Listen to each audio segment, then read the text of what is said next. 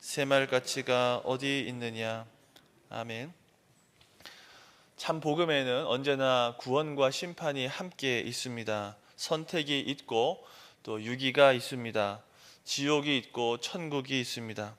요즘에 진보적인 신학자들이 지옥의 존재를 부정하는 일들이 있습니다만, 나아가서 가만히 생각해 보면 그것은 하나님의 심판을 부정하는 일이고 나아가는 복음 자체를 훼손하는 일입니다. 지옥이 없고 심판이 없는데 어떻게 구원이 있고 천국이 있겠습니까? 어떻게 복음이 존재할 수 있을까요? 하나님의 심판이 있고 그 가운데 구원받는 길이 열렸다라는 사실이 우리에게 복음으로 다가옵니다. 오늘 이사야 말씀을 통하여서 이 복음을 다시 한번 생각하면 좋겠습니다. 이사야에서는 여호와의 날이라는 주제가 종종 등장하는데 그 가운데 그 주제를 가만히 살펴보면 하나님의 심판이 있고 그 가운데서 구원이 있다는 것을 알게 됩니다. 우리가 다시 한번 하나님의 심판과 구원에 대해서 들을 때에 심판의 무리에 속하는 것이 아니라 구원의 무리에 속하고 구원을 확신하고 그 말씀대로 살아가시기를 다짐하는 성도님들 되시기를 바랍니다. 첫 번째, 하나님은 말일에 복을 주시는 분입니다. 1에서 4절 말씀입니다. 이사야 선지자는 하나님께서 말일에 주시는 복음을 전했습니다. 이사야는 말일에 있을 놀라운 일을 전해 주었습니다. 우선 우리는 말일이라는 개념을 좀 잘 알아야 됩니다.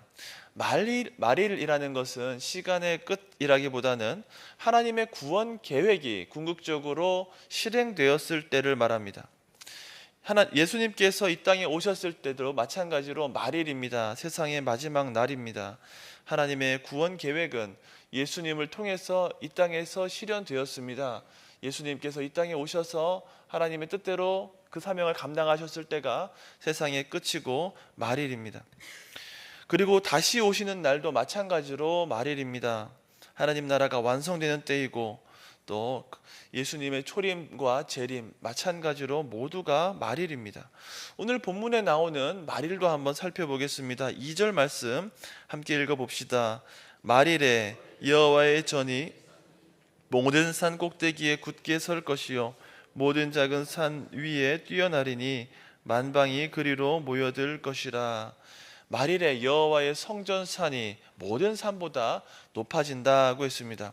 예루살렘 성전이 있는 산, 비교적 높은 산이지만 그렇게까지 높은 산은 아닙니다. 그런데 말일에는 모든 산보다 높아진다고 했습니다. 성전이 재건됩니다. 하나님 나라가 새롭게 되는 모습입니다. 제가 어렸을 때에는 이런 것을 생각해 봤습니다. 여호와의 성전산이 높아지니까 그때 한 800m 정도 되는데 에베레스트 산이 한 8,800m 되니까 너무너무 높아지니까 성전산에 눈이 만년설이 쌓이고 춥고 그렇게 되지 않겠냐, 이렇게 문자적으로 생각했을 그런 때가 있었습니다. 결론적으로 말씀드리자면 여호와의 산이 높아진다라는 것은 하나님의 구원 역사를 우리 예수님을 통하여서 참되신 성전이신 우리 예수님을 통하여서 만방에 드러내는 것을 말합니다. 회복된 성전에서 어떤 일이 일어날까요? 3절 말씀도 계속해서 읽어봅시다. 많은 백성이 가며 이르기를 오라 우리가 여호와의 산에 오르며 야곱의 하나님의 전에 이르자. 그가 그의 길을 우리에게 가르치실 것이라. 우리가 그 길로 행하리라 하리니 이는 율법이 시온에서부터 나올 것이요 여호와의 말씀이 예루살렘에서부터 나올 것임이니라. 성전에서 율법이 생명수 강같이 흘러나온다고 했습니다. 많은 이방인들이 모여든다고도 했습니다. 많은 백성이 성전에 올라가면서 이렇게 찬양하는 모습이 나옵니다. 우리가 이 구절을 가지고 만든 복음성가도 잘 알고 있습니다. 이렇듯이 이방의 나라가 칼과 창이 아니라 하나님의 말씀으로 모두 정복된다는 것입니다. 우리는 말일을 시간 끝으로 생각하려는 경향이 있습니다. 우리가 성경을 이해하는데 어려움이 이런 선입견으로부터 옵니다. 말일이란 무엇인지 성경적인 관점을 통해서 보아야 됩니다. 히브리서 1장 1절에 보면 하나님께서 이 모든 마지막 날에 아들을 통해서 우리에게 말씀하셨다고 했습니다. 다른 본문에 보면 예수님이 세상 끝에 오셨다고도 했습니다. 베드로 사도는 예수님께서 말세에 나타나셨다고도 했습니다. 베드로는 마찬가지로 성령 강림 사건을 마지막 날에 임한 사건으로 파악했습니다. 사도 바울은 고린도 교회가 말세를 살고 있다 이렇게 인식했습니다. 사도 요한도 수신자들에게 지금이 마지막 날이다라고 설교했습니다. 이렇게 보면 성경이 말하는 말세나 말일, 마지막 때는 시간의 끝이 아니라 하나님의 구원 사역이, 하나님의 구원 역사가 결정적으로 성취되는 때를 의미합니다. 그날이 바로 예수님께서 오셔서 하나님의 말씀을 전하고 하나님의 뜻을 드러내셨을 때입니다. 또한 예수님이 다시 오실 때입니다. 약속을 완성하실 때도 마찬가지로 마지막 때입니다. 오늘 말씀은 예수님의 초림으로 성취되었습니다. 예수님께서 오셔서 여호와의 성전이 모든 산 꼭대기에 굳게 서게 되었습니다. 많은 사람들이, 열방의 많은 사람들이 그에게로 나아오게 되었습니다. 예수님이 참 성전 되시고 많은 사람들이 나아오고 세상의 모든 산보다 더 높은 곳에 하나님의 산이 위치하게 되었습니다. 예수님이 새롭게 해석한 율법을 전해 주셨습니다. 그래서 그로부터, 예수님으로부터 생명수의 강이 흐르게 되었습니다. 3절의 찬송을 보면 우리가 그의 길을 따라서 행한다고 했습니다. 교회는 예수 그리스도의 몸이기 때문에 예수님께서 전한 생명의 복음 그대로 살아가고 그 복음을 교회가 선포하게 되었습니다. 말씀과 성례를 통해서 세상에 구원을 선포하고 하나님의 뜻을 드러내고 하나님의 구원의 복음을 전하는 성전이 되었습니다. 세상의 소망이 된 것입니다. 사랑하는 성도 여러분, 우리가 누구입니까? 참되신 성전 예수님에게로 나아가서 율법을 배우고 또 배운 율법대로, 배운 말씀대로 행하며 살아가는 작은 성전된 자입니다. 예수님으로부터 생명의 복음이 흘러나와서 열방을 살리시는 것처럼 예수님의 몸된 교회는 그로부터 복음을 전하고 그리고 열방을 살리는 사명을 감당해야 됩니다. 구원받은 교회가 예수님으로부터 받은 생명수를 전달해야 됩니다. 예수님이 아니라 다른 것을 의지한다면 그것이 바로 우상 숭배일 것입니다. 하나님은 우리에게 말일의 복을 주시는 분입니다. 하나님의 구원 계획이 확정적으로 실행되었던 예수님의 초림과 또 하나님 나라 구원 계획이 완성될 예수님의 재림을 통해서 우리에게 복을 주시고 또 우리를 구원하시는 분이십니다. 예수님의 오심과 구원 사역을 통해서 우리를 구원하신 하나님께서 예수님의 다시 오심을 통해서 우리를 온전하게 하실 것이다 기대하시고 또 바라고 믿으시기를 바랍니다. 두 번째는 하나님께서는 우리의 죄를 지적하는 분입니다. 5절, 6절 말씀 함께 읽어보겠습니다. 야곱 족속아 오라 우리가 여호와의 빛에 행하자. 주께서 주의 백성 야곱 족속을 버리셨음은 그들에게 동방 풍속이 가득하며 그들이 블레셋 사람들 같이 점을 치며 이방인과 더불어 손을 잡아 언양하였음이라. 칼과 창이 없는 나라, 그 나라에는 평화가 있습니다. 하지만 우상 숭배가 가득한 나라에는 하나님의 심판이 있을 것입니다. 이사야 선지자는 남한국 백성들을 많이 책망했습니다. 유다의 범죄가 심각했기 때문입니다. 빛의 자녀로 살아가지 않고 어둠 가운데 살아갔습니다. 그들 가운데 이방 풍속이 가득했습니다. 블레셋 사람들처럼 점을 쳤고 이방과 언약했습니다. 하나님과 언약을 맺고 하나님의 법대로 살아가야 되는데 이것을 다 잊어버리고 불신 나라와 다른 점 없이 그렇게 살아갔던 것입니다. 7절에 보니까 이렇게 살아갔음에도 불구하고 남유다 왕국에는 은금이 가득하고 보화가 무한하고 마필이 가득했다라고 전합니다. 그냥 보면 유다 왕국 매우 잘 나간다, 부유하고 왕성하구나 그렇게 생각할 수 있습니다. 하지만 이 구절도 역시 하나님께서 지적하는 것입니다. 신명기 17장에 보면 왕의 법이 나오는데 거기에 보면 은금보화를 많이 쌓아두거나 말을 많이 갖지 말아라, 군대를 의지하지 말아라고 했습니다. 하나님보다 세상의 것들을 의지하지 말라는 것입니다. 그런데 이 법과는 반대로 유다는 이것들을 많이 의지했습니다. 세상의 것을 의지하고 세상의 방법대로 살아갔던 것입니다. 유다가 하나님의 법을 떠나서 세상의 것들을 더 많이 의지했다라는 것을 보여주는 그런 지적이고 구절입니다. 8절 9절 보십시오. 이렇게 세상의 것들을 많이 의지하니까 유다에는 우상이 가득했다고 기록합니다. 사랑하는 성도 여러분, 우리 교회는 어떤 곳입니까? 어떤 곳입니까? 은과 금은 우리에게 없지만 예수 그리스도의 능력이 나타나는 곳이 되어야 됩니다. 권력이나 총이나 탱크는 없지만 하나님의 말씀으로 세상을 능히 이기는, 감당하는 곳이 되어야 합니다. 우리가 물질이나 능력을, 권력을 하나님보다 더 앞세우게 되면 우리의 삶에 많은 우상이 들어오게 됩니다. 돈이 우상이 되고요, 지식이 우상이 될 수 있습니다. 체면이나 욕심이 목적이 되고 우상이 될 수 있습니다.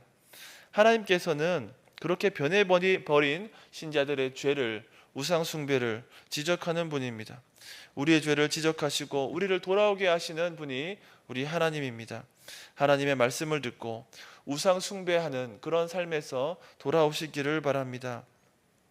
세 번째는 여호와의 날이 있습니다. 10절 11절 말씀 함께 읽어보겠습니다. 너희는 바위 틈에 들어가며 진토에 숨어 여호와의 위엄과 그 광대하심의 영광을 피하라. 그날에 눈이 높은 자가 낮아지며 교만한 자가 굴복되고 여호와께서 홀로 높임을 받으시리라. 우상 숭배자들에게는 이렇게 심판이 있습니다. 이 심판이 일시적인 것이 아니라 영원한 것입니다. 하지만 여호와의 빛으로 나오는 자들에게는 구원이 있습니다.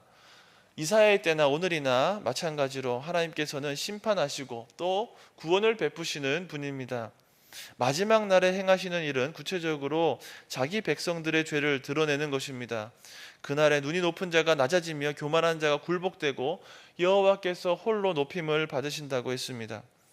이사야 선지자가 4절 전반부에 말한 것을 살펴봅시다. 하나님의 심판을 외쳤습니다. 열방 사이에 판단하시며 많은 백성을 판단하실 것이다 했습니다. 그 심판이 이루어지는 날이 바로 여호와의 날입니다. 오늘 본문에 여호와의 날이 있다, 그날에 심판이 있다라는 것이 부각되어 있습니다. 그날에 하나님께서는 범죄한 이스라엘을 심판하실 것입니다.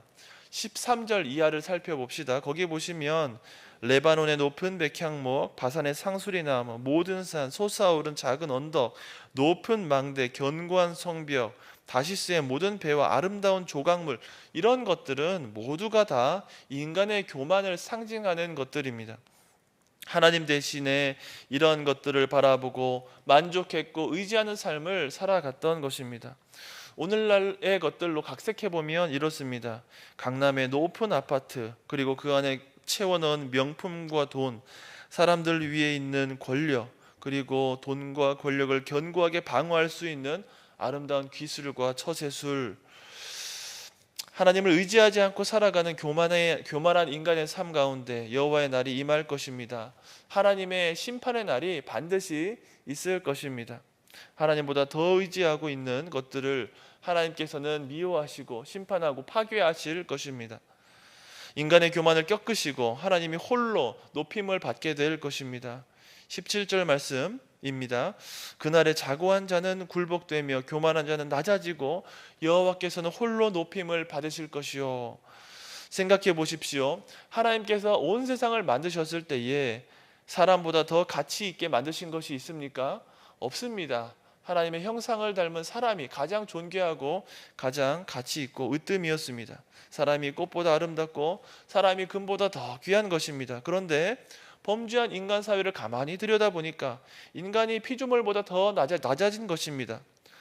인간이 금을 더 소중하게 생각하고 사람의 생명보다 피조물을 더 귀하게 여기는 그런 뒤죽박죽된 세상을 살아갑니다. 그런 세상을 다시 제자리로 돌려놓는 날이 바로 여호와의 날입니다.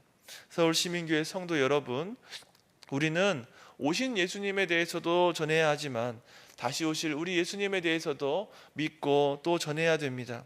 우리 주님 다시 오시면 세상을 심판하시고 또 뒤죽박죽된 이 세상을 진동하고 제자리로 돌려놓으실 것입니다. 그래서 우리는 어떻게 해야 합니까? 5절 말씀처럼 빛 가운데 행해야 합니다. 22절 말씀처럼 인생을 의지하지 말아야 합니다. 하나님을 의지하고 하나님의 말씀대로 살아가시기를 바랍니다. 약 2700년 전에 이사야 선지자 시대에 심판의 메시지가 그대로 실현되었습니다. 남북 이스라엘이 이방에 망해서 포로로 끌려가야 했습니다. 예수님 당시에도 마찬가지였습니다. 이스라엘이 여전히 로마의 속국이었습니다. 그렇다면 우리는 어떻게 해야 합니까? 세상은 빠른 속도로 변하지만 우리가 여전히 붙들어야 할 것은 우리 예수님이다라는 겁니다. 세상의 모든 산들보다 더 높으신 성전 되신 우리 예수님을 붙드시기를 바랍니다. 예수님이 우리의 죄를 드러내시고 예수님께서는 그 죄를 모두 속해 주셨습니다. 마침내 우리 예수님께서 다시 오실 때에 만물이 정화되고 회복될 것입니다.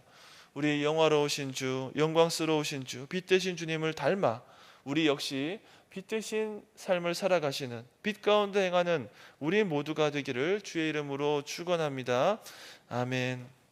기도하겠습니다. 하늘에 계신 우리 아버지, 아버지의 이름을 거룩하게 하시며 아버지의 나라가 오게 하시며 아버지의 뜻이 하늘에서와 같이 땅에서도 이루어지게 하소서. 오늘 우리에게 일용할 양식을 주시고 우리가 우리에게 잘못한 사람을 용서하여 준 것 같이 우리 죄를 용서하여 주시고 우리를 시험에 빠지지 않게 하시고 악에서 구하소서. 나라와 권능과 영광이 영원히 아버지의 것입니다. 아멘.